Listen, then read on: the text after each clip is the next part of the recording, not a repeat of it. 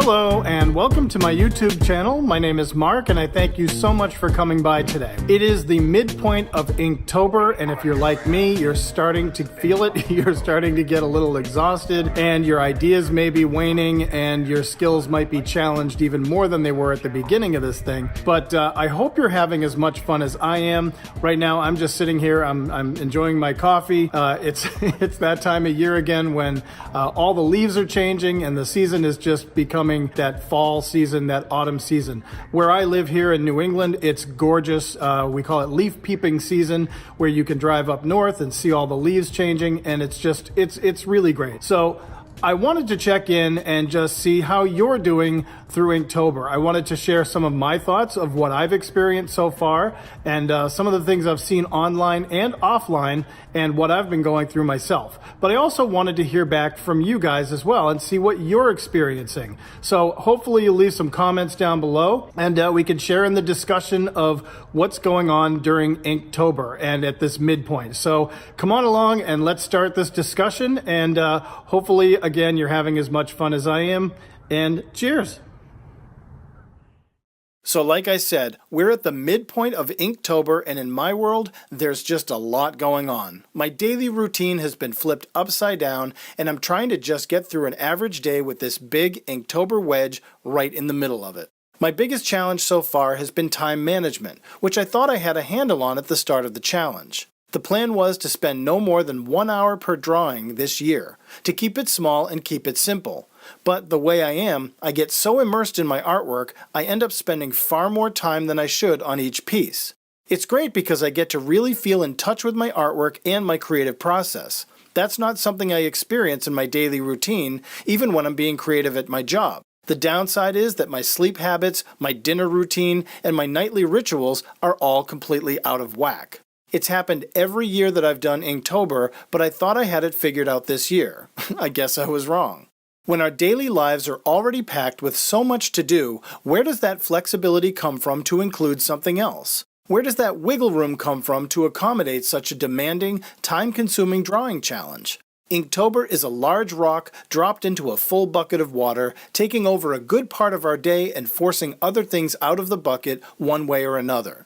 The key may be to ride the challenge like a surfer on a wave and stay balanced, keeping everything in check, all while we try not to bail when it becomes too much. And for those people who laugh and say, it's just a stupid drawing challenge, well, they probably aren't as deeply committed to the experience like so many others. And that's part of what I've been doing this year, observing how other people approach Inktober and how I tackle it myself. Whether on Instagram, Facebook, or with blogs or forums, there's a lot of activity going on right now for artists. Maybe you can relate to some of what this discussion brings, or maybe you're having a totally different experience. Either way, I'd enjoy hearing what's going on with your Inktober journey and where you're at now at the midpoint. For me, I've been observing a lot of different moods, behaviors, and how people come and go. I posted a poll recently on Facebook and asked a group how much time they were spending on their drawings. The results were all over the place, ranging from some saying 10 to 30 minutes per drawing, while others said 5 to 6 hours. But on average, it seems people were spending about 1 to 3 hours every day on their drawings, which isn't that bad. Still, there were other people who said they were spending up to 8 hours on their drawings per day, which was a big surprise to me. Of the other, more prominent behaviors I've noticed, the first would have to be that at the start of Inktober, there were thousands of people posting online. Some were talking about how excited they were, some shared work they'd been practicing on, and others were talking about their expectations of the challenge. However, around day 5, I began to notice that familiar names that had been posting online weren't posting anymore, and the thousands of people that were there in the beginning had suddenly disappeared. Clearly, a lot of people were falling away from the challenge by day 4 or 5. Another thing I noticed was that there were 2 distinct voices online. One, the die-hard traditionalists who believe that the challenge is all about drawing in pen and ink and sticking to the rules. And 2, those who don't like being restrained by rules and prefer to explore their creativity in whatever medium they choose. It wasn't something unexpected, as it's been like that in the past. The difference this year is that a lot more people are exploring the challenge without rules, creating a greater variety of artwork and styles. Even I recently decided to drop down my dip pens and microns to explore my passion for digital art, which I don't often show here in my videos, but which I spend a lot of time doing at my job. The piece you see here took a few hours and was based on a famous singer named Diana Ross. I sketched her out in Photoshop, then created her hair from a reference photo of another famous musician, Billy Preston.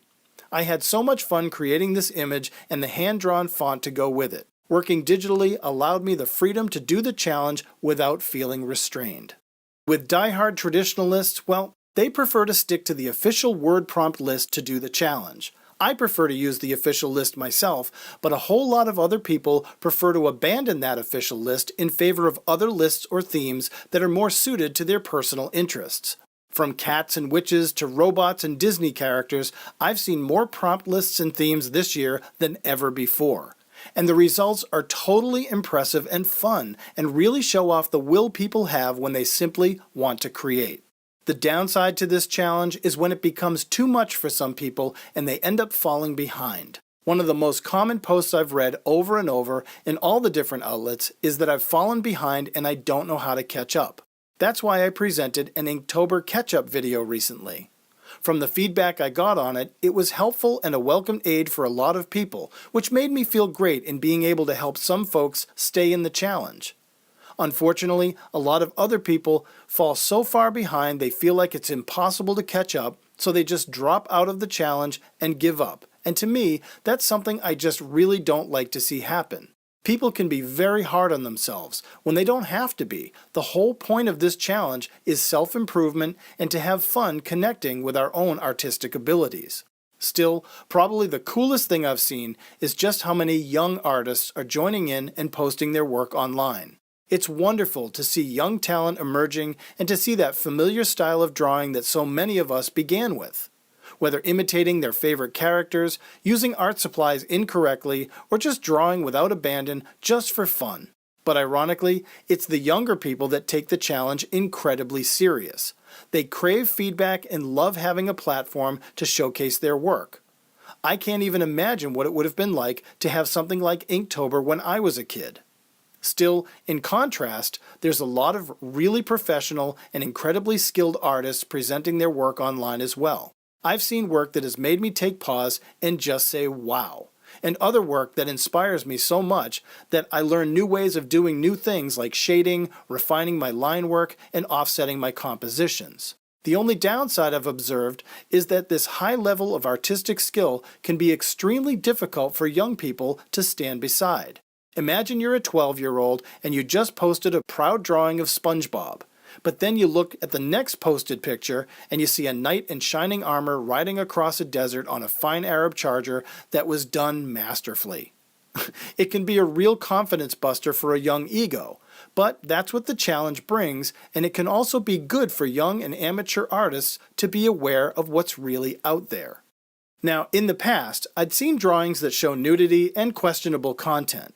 But this year, I'm seeing a whole lot of very lewd, rude, and crudely drawn artwork being posted online. A lot of it is really immature and juvenile and goes for the most obvious solution to a prompt. I'm not exactly sure what motivates this kind of thinking, but it's really base level and can even be a little disturbing. While I'm not a prude, it just seems inappropriate to me to post graphic adult images in a group or forum where kids are also posting their work. But that's just me. Another thing I've observed is that commenting can be a one-way street. I spend a lot of time viewing and thoughtfully commenting on other people's work. With thousands of entries, it's so easy to miss the majority of work being presented.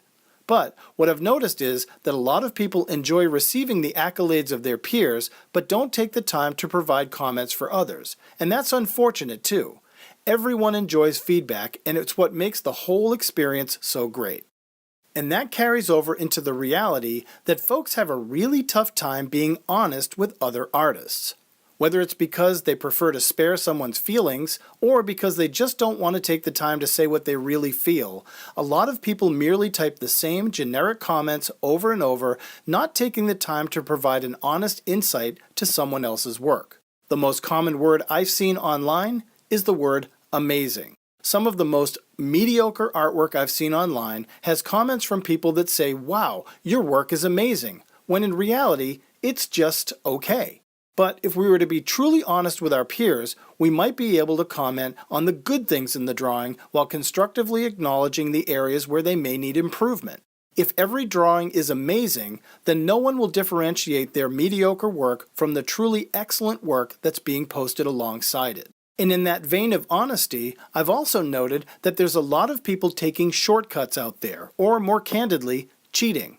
One artist I saw post extremely detailed images that I would say take about 10 hours to draw. But when they posted one drawing and claimed that the photo reference was from their hometown, other artists called the person out and revealed that the photo was actually not theirs and belonged to another photographer. Oddly, even when called out, that artist still stood by their claims of originality, which just made the matter even worse.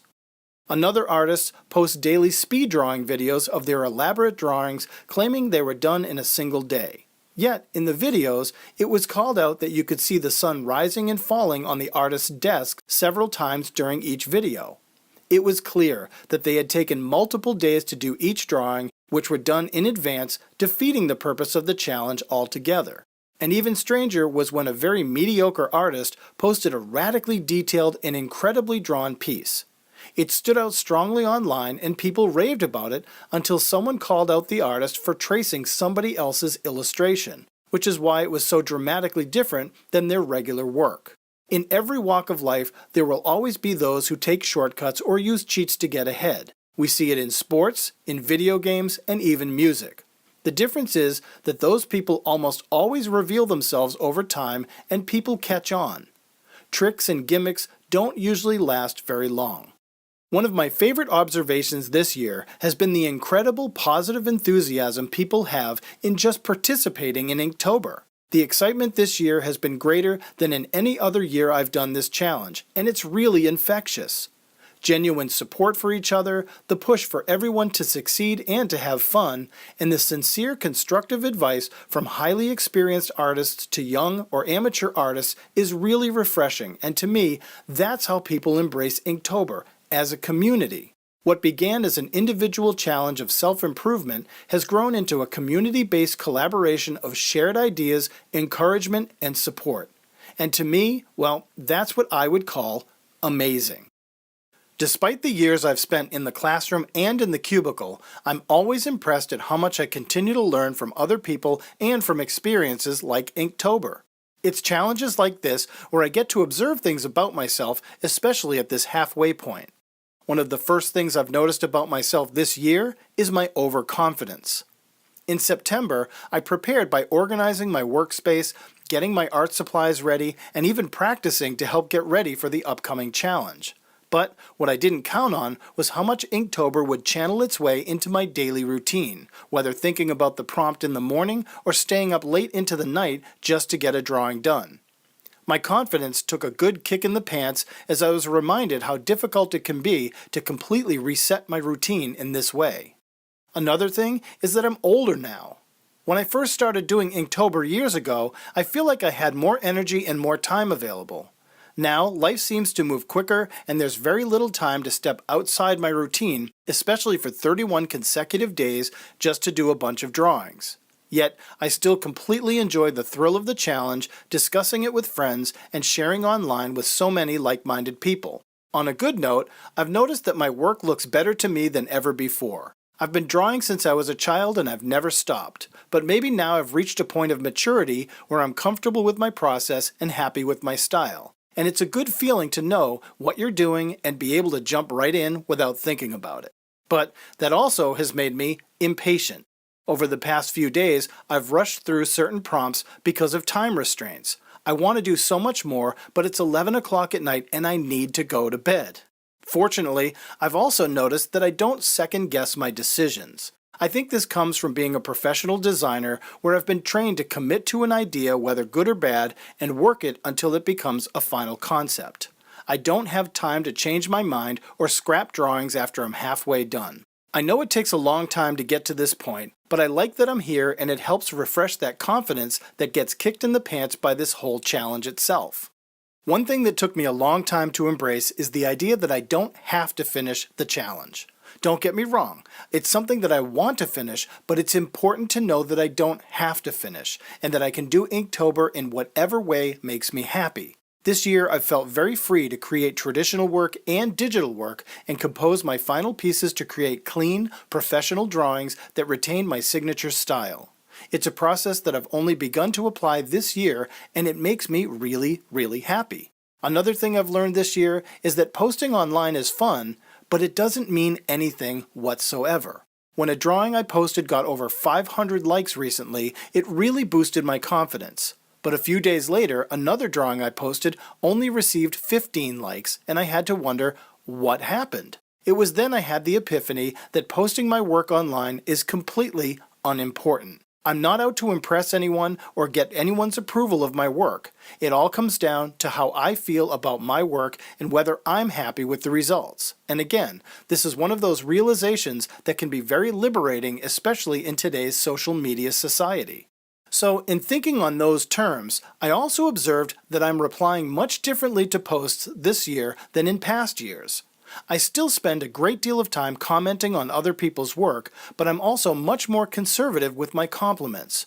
I prefer to focus on what I like about someone's work and comment on that. And if I don't like someone's work at all, I simply don't comment. I don't need to. Because there are so many more people posting online these days, I've had to limit how much time I spend looking at other people's work and commenting on it. It's just way too time-consuming to try and connect with other artists in such large groups or forums. So this year, I've also found that when I come across another positive, like-minded artist, I will follow them individually, so we can have more focused conversations about our work, which for me has been fantastic. I've also been coming to quicker solutions this year instead of coming up with several solutions and choosing one like I used to. I simply combine solutions where I can into a single drawing. For example, this piece right here that I'm working on is a take on the word dragon in several ways. It's the literal word dragon, which is a Komodo dragon, who is dragging a dragon fruit, who is saying negative things and being a drag. For me, it was a fun twist on the prompt, and I really enjoyed pulling this one off. Finally, Inktober has once again thrown my routine into chaos. My workspace is a mess, I'm not eating or sleeping properly, and I feel tired all the time.